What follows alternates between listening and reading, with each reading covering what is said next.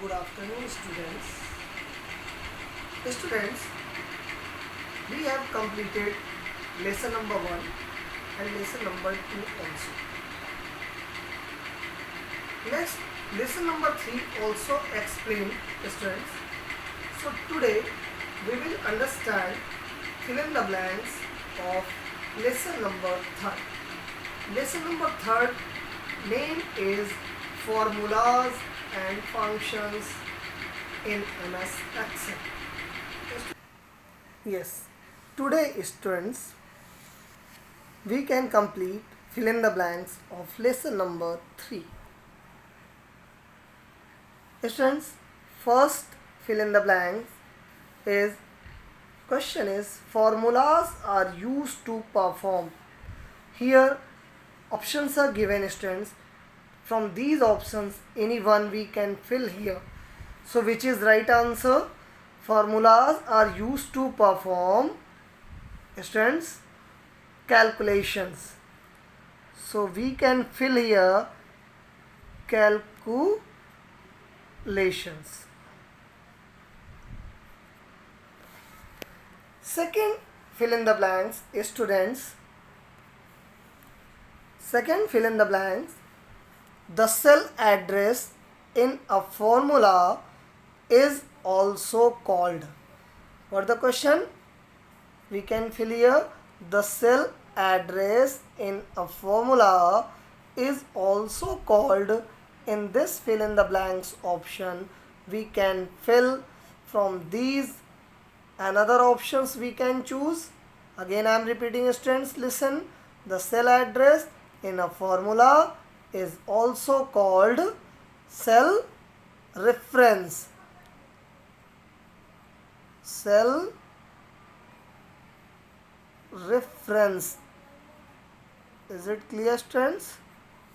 Cell reference. Number 3rd, students, the cell address in a formula that does not change on copying is considered as. In this fill in the blanks, which options we can fill? I am repeating again, students. The cell address in a formula that does not change on copying is considered as absolute reference. Absolute means which we cannot change, fixed. So here, students, we can fill absolute reference. Spelling is clear, students? If not clear, you can see again absolute, ABSOLUT, reference, REFERENCE, reference. Next, question number 4, students.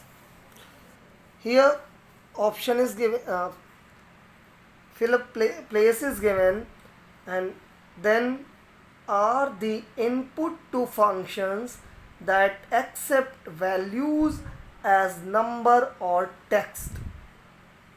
Again, dash are the input to functions that accept values as number or text.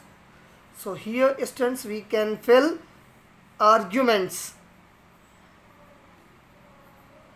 Arguments.